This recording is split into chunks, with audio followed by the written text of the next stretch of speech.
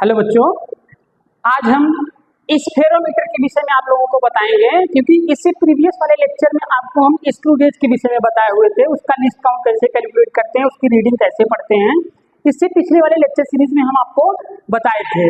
आज हम जो एक टॉपिक लेके आए हैं इंस्ट्रूमेंटेशन का, लास्ट टॉपिक है, वो चीज क्या है आपका स्फेरोमीटर। स्फेरोमीटर क्या होता है, ये चीजें क्या होता है, किसी कर्व सरफेस को अगर हमको मेजर करना हो तो वहां पे हम लोग क्या करते हैं, स्फेरोमीटर का यूज करते हैं। जैसे हमको किसी ग्लास का रेडियस ऑफ कर्वेचर निकालना है तो हम स्क्रू गेज और वर्नियर कैलिपर से नहीं ऑब्टेन कर सकते हैं, तो वहां पे हमको क्या होता है, स्फेरोमीटर की आवश्यकता पड़ती है। तो स्फेरोमीटर, ये आपका जो यहाँ पे सिमेट्रिक डायग्राम बना हुआ है, ये आपका एक स्फेरोमीटर है। ये चीजें क्या है, आपका सेंटर लेग्स है और ये लेग है आपके तीन, इधर एक इधर है, दो इधर है, थर्ड यहाँ पे है, और ये इसके जस्ट एक बीच में लाई करता है। अब जब इसको ही ये जो सर्कुलर स्केल जो ऊपर है, इसकी नाप को अगर हम लोग ऊपर करते हैं तो ये चीज क्या होगा, इसकी हाइट ऊपर जाएगी। अगर इसको हम प्रेस करेंगे तो ये इसकी हाइट क्या होगी, नीचे जाएगी। इसमें दो तरह की रीडिंग है, एक क्या है सर्कुलर स्केल, मतलब ये पूरा सर्कुलर स्केल की रीडिंग है, और ये आपका क्या है मेन स्केल इसके साथ अटैच होता है, उसकी रीडिंग है। तो यहाँ से पढ़ने का तरीका, जैसे आप लोग स्क्रू गेज में पढ़े हैं, रीडिंग पढ़ने का तरीका सिमिलर वैसे ही है। तो आप देखिए इसमें क्या होता है, इसका लीस्ट काउंट निकालने का जो तरीका होता है, ये भी स्फेरोमीटर वर्किंग प्रिंसिपल क्या है, ये भी आपका माइक्रोमीटर स्क्रू पे ही आपका वर्क करता है। तो इसका लिस्ट काउंट क्या होता है, लिस्ट काउंट ऑफ स्फेरोमीटर क्या होता है, pitch of the spherometer screw, मतलब एक कंप्लीट अगर रोटेशन हम कराएंगे तो कितना लीनियर डिस्टेंस ट्रेवल किया, वो वैल्यू हो जाएगी आपका पिच।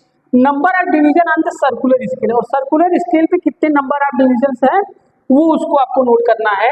तो पिच क्या होता है, distance move upon number of complete rotation, एक कंप्लीट रोटेशन में कितना वो डिस्टेंस ट्रेवल करेगा।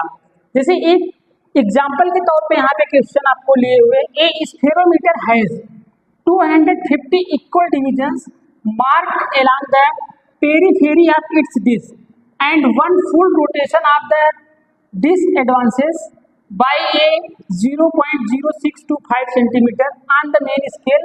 What is the least count of the spherometer? तो स्फेरोमीटर का लिस्ट काउंट कितना होगा, तो यहां से देखिए एक फुल रोटेशन पे ये कितना चल रहा है आपका, इतना चल रहा है। तो इसका पिच कितना है, पिच तो आपको पता होगा, least count is equal to आपका पिच 0.0625 सेंटीमीटर, और इस पे टोटल डिविजन्स कितने हैं दिया हुआ है, कितना 250। तो आप इसको डिवाइड करिए, जब आप डिवाइड करेंगे तो इसको देखिए यहाँ से डिवाइड करेंगे तो वैल्यू आपको कितनी मिल जाएगा, 2.5 इंटू 10⁻⁴ सेंटीमीटर। ये हो जाएगा लिस्ट काउंट, किसका हो जाएगा, स्फेरोमीटर का। और स्फेरोमीटर से रिलेटेड एक क्वेश्चन आपके अक्सर बनते हैं रेडियस ऑफ कर्वेचर पे, R is equal to L²/6h plus h/2। इस फार्मूले से आप रेडियस ऑफ कर्वेचर को कैलकुलेट करना होता है। तो जैसे देखिए यहाँ पे एक क्वेश्चन आपको हम यहाँ पे दिए हुए हैं, the pitch of A spherometer is 1 mm। आपका इसका पिच दिया हुआ है कितना, 1 mm, and there are 100 divisions on the disc. तो इसका लिस्ट, आपका लिस्ट काउंट कितना हो जाएगा, आपका 1 mm अपॉन 100 डिविजन हो गया। It reads 3 division on the circular scale above 0 when it is placed on the plane glass plate, मतलब 3 डिवीजन ऊपर कर रहा है तो आपका यहाँ पे क्या हो गया, आपका नेगेटिव एरर जो होगा, एरर निकाल लेंगे उस तरह से अगर रहेगा तो 3 इंटू लिस्ट काउंट से मल्टीप्लाई करिए। When it is raised on a convex surface it reads 2 mm and 63 divisions on the circular scales. If the distance between its outer leg is 4 centimeter, then the radius of curvature of the convex surface कितना होगा, ये calculate करना है। तो मतलब यल आपका दे दिया है 4 सेंटीमीटर, कैलकुलेट आपको क्या करना है, h की वैल्यू कितनी होगी। तो h की रीडिंग यहाँ से लिस्ट काउंट मिल गया, यहाँ से एरर आपको मिल गया, रीडिंग आपका कितना 2 mm plus 63 into list count करेंगे, यहाँ से मिल जाएगा आपका h, और जो एरर है उसको अगर माइनस है तो आपको क्या करिएगा, उसको प्लस कर दीजिएगा।